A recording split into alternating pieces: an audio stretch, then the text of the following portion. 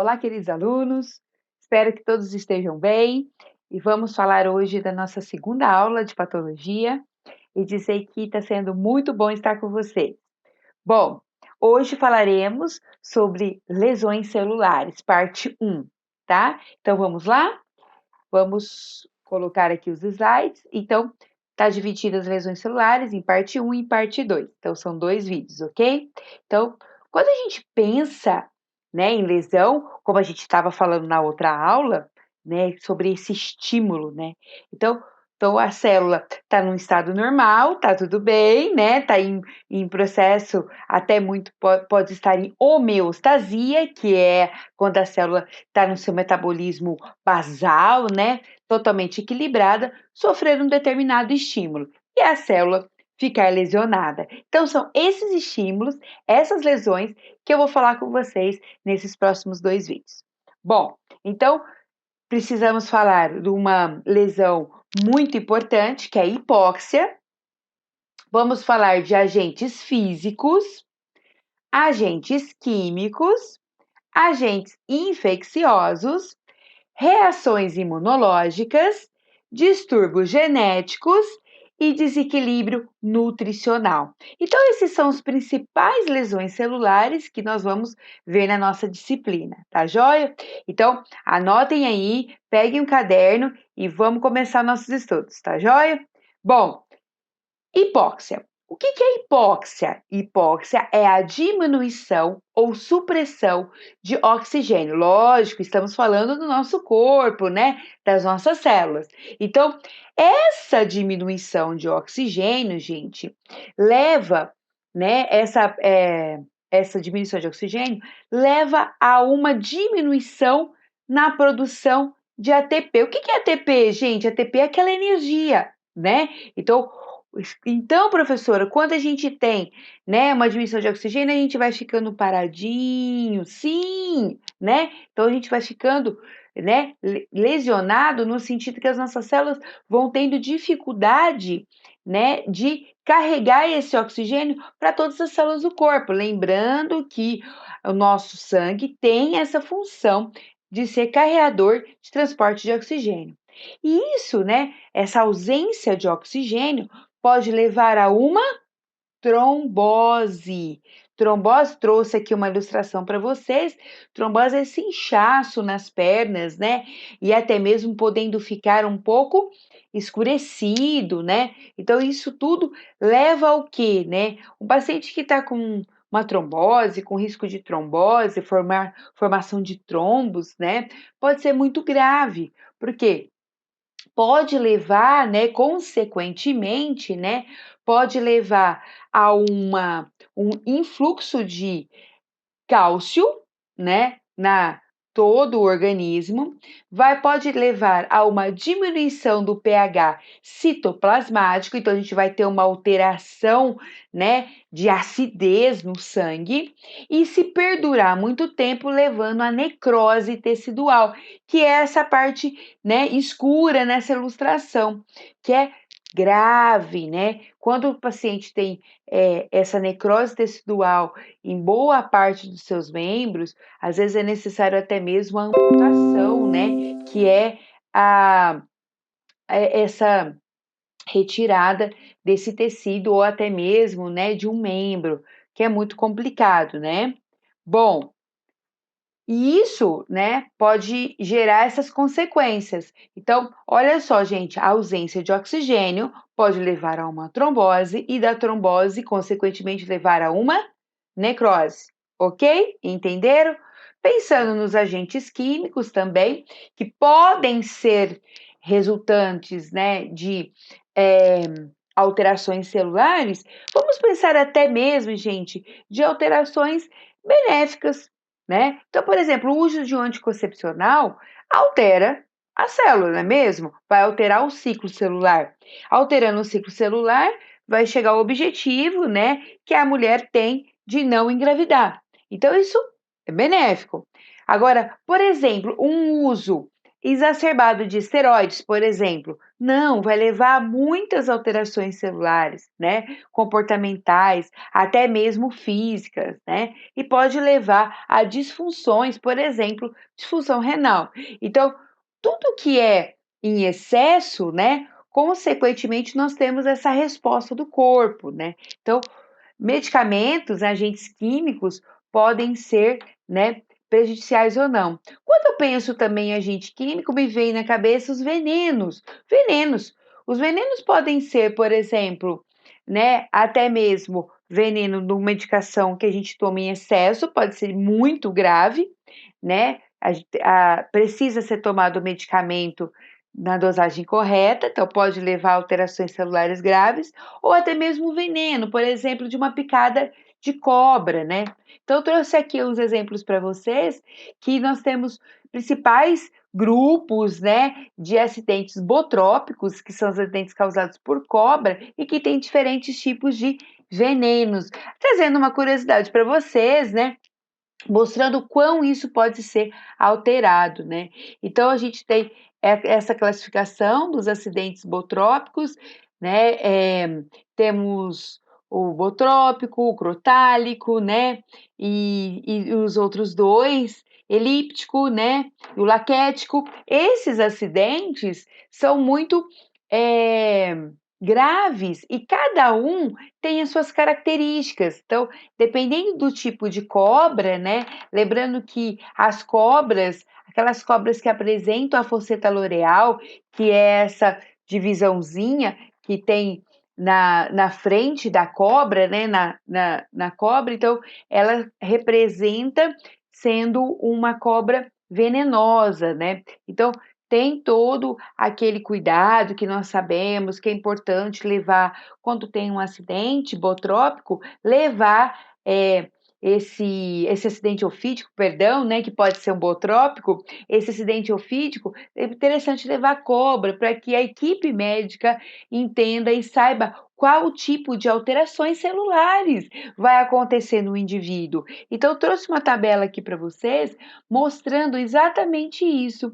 Então, quando a gente dá um zoom na tabela e vê exatamente, né, as alterações, então, uma das alterações muito graves que nós temos e bem comum é a alteração na cascata de coagulação, não é mesmo? A gente sabe que quando a pessoa tem uma picada, tem aquele sangramento, né? Que não para, até tem aquela dica para você fazer um torniquete para que a pessoa não vá a óbito por perda sanguínea, né? Entre em choque. Então, nós temos essas características, a característica também de uma necrose, temos essas imagens aqui, essas ilustrações no nosso slide, mostrando essas alterações celulares, e isso é muito rápido, né? Então, isso que eu queria mostrar para vocês. Então, a alteração celular é muito rápida e, consequentemente, a tecidual e do órgão, podendo até levar a uma amputação, né? Então, nós temos essas diversas séries de alterações e o paciente pode ter dor de cabeça, baixar pressão, pode ter vários sinais e sintomas a respeito dessa picada, desse acidente ofídico, né? Acidente também grave, gente. Aqui uma ilustraçãozinha para vocês, só mostrando, né, que só fazendo aquela ressalva, né? Então, para tratamento de acidentes ofídicos, temos os antiofídicos, não que são produzidos principalmente aqui no Brasil, no Instituto Butantan, e são, né, distribuídos a todo o Brasil, porque precisa desse soro antiofídico para que tenha uma resposta, né, significativa e converta esse quadro clínico que eu acabei de falar para vocês. Outro tipo de veneno também que é muito importante, sim, dois principais, de escorpião e de aranhas, né? Então, a gente ouve falar relatos, né? Temos sim vários acidentes de escorpionismo e aranismo, né? São tão graves e precisa de acompanhamento médico quanto de cobra, né? Então, existe esse tipo de preocupação que precisa desse atendimento. Lembrando também, gente, que o lugar da picada como é uma porta de entrada, pode ter uma série do quê? De infecções. Às vezes, nem sempre o paciente entra num estado mais grave por causa daquele veneno, né? Daquela toxina, e às vezes ele entra, né? Em estado grave por causa do processo infeccioso sofrido no local da picada. Então, quando eu falo desses venenos, né, também me vem também outro ponto importante, que é a ação das toxinas, né, produzidas por bactérias que você conhece, você não fica assustado porque você conhece, com certeza já ouviu falar dessas toxinas, às vezes não dessa maneira, mas que são graves também para nós indivíduos, né, para os pacientes, de maneira geral, paciente humano, né. Então, toxina. E quando eu penso em toxina, um exemplo muito clássico me vem é o grupo do gênero, né, das bactérias, gênero Clostridium. Clostridium, esse nome meio diferentão, mas que você conhece com certeza. Então, o Clostridium botulium é a primeira bactéria. Botulio já nos vem à cabeça, né? Imediatamente eu estou falando de botulismo. Sim, né? Então a bactéria produz uma toxina que ela expõe no meio, né? E essa toxina que infecta, né, que vai causar exatamente o processo patológico, né? Então, a toxina, por exemplo, o botuline, que estava nas latas, né? Que a gente ouve falar do vidro de palmito, a gente sempre tem aquela dica, assim, que vem do pessoal até da nossa família, você vai comprar desde pequenininha, comprar uma lata, comprar um vidro, né? Qual que é a dica? Não compra o vidro a lata amassada ou vidro, né, que esteja estufado, né? Então, por quê? Porque ali a gente tem toxinas produzidas, né? E principalmente, né, toxinas botulínicas, que vem dessa bactéria que eu tô falando para vocês. Então, é importante dizer que essa toxina pode estar, né, nesse recipiente, nesse frasco, e essas características fazem com que a gente não compre esse alimento, né, que esteja contaminado. E qual que é a ação, né, da toxina botulínica? A ação vem de ingestão de alimentos contaminados, né? Então leva, né, a uma liberação, bloqueia a liberação de acetilcolina e pelo sistema nervoso central ocorre o quê? Uma paralisia flácida. E o que vocês lembram sobre isso? Imediatamente vem sobre a utilização dessa toxina, gente, na estética. Então, é utilizado e o princípio é o mesmo. Olha que interessante, hoje é usado em tratamentos estéticos, até mesmo em outros tipos de tratamentos de pacientes que precisam que aquela região seja bloqueada, né? Então, pessoas que tiveram algum tipo de paralisia ou etc, precisa, né, estimular alguma região, então é usado em tratamentos, é usado também em estética. Então, é interessante tudo isso, dizer que é, é uma descoberta de um processo patológico levou a tantos benefícios, né? Então, também, gente, aí tem uma imagem do mel. O que que o mel tem a ver com isso? Dizer que esses mel, às vezes mel caseiros, né, que não tem um armazenamento correto, pode levar o indivíduo à contaminação por essa toxina. Então é interessante, né? Não que não vai comprar o mel caseiro, que existe mel caseiro super bem controlados, né? Tanto como de indústria, mas que precisa ter um armazenamento correto, porque às vezes utiliza latas, né? Locais que podem ter essa bactéria e, consequentemente, a toxina. Então, fiquem atentos também, né, a orientações dos seus pacientes e a orientação, né, também de para nós, né, nos nossos bons hábitos.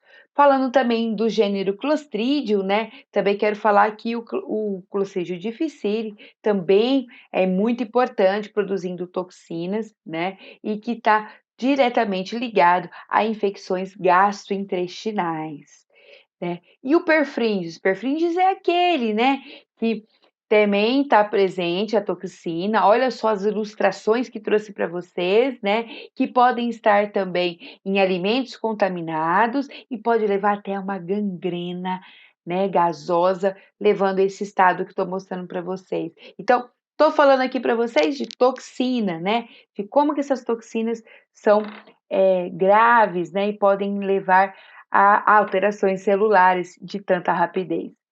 Também, aí esse sim você conhece também, né? Que é o Clostridium tetani, que tem a toxina tétano, né? Do tétano, né? A tetane. Então, essa toxina leva a graves ferimentos. Então, a gente tem aquela relação que pisou num prego, né, enferrujado, tem uma cerca enferrujada e que ali pode levar a um processo infeccioso, né, do tétano. E isso mesmo, está certo, né? Isso mesmo. Esses lugares enferrujados têm probabilidade de ter sim, né, essa bactéria, e essa bactéria produz a toxina e causa esses ferimentos graves, né? E aí, qual que é a conduta? Imediatamente, né, ir a um posto de saúde, a um atendimento médico para tomar, né, a vacina. Essa vacina, toda vez que você tiver um acidente tipo esse, precisa tomar. Por quê? Porque essa não é uma vacina igual aquela que a gente toma e que tem uma memória para sempre, né? A gente tem uma diminuição dessa defesa do corpo. Então, porque é baseada nessa toxina.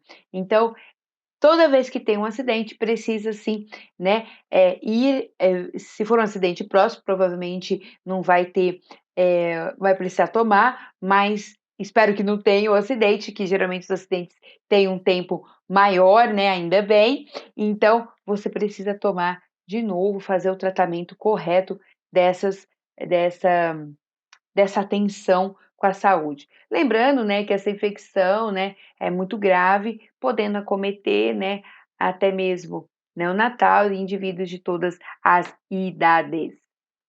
Bom, falamos aqui, né, falamos da hipóxia, falamos de medicamento, falamos também de toxinas, né? Agora vamos falar. Pergunto para vocês: será que a temperatura altera a morfologia? Ocorre lesões celulares com a temperatura? Então, nós temos temperatura, gente, a nossa temperatura adequada é de 35 a 37 graus. Bom, quando a gente tem uma febre ou quando a gente tem uma hipotermia, será que tem alteração celular? O que vocês acham?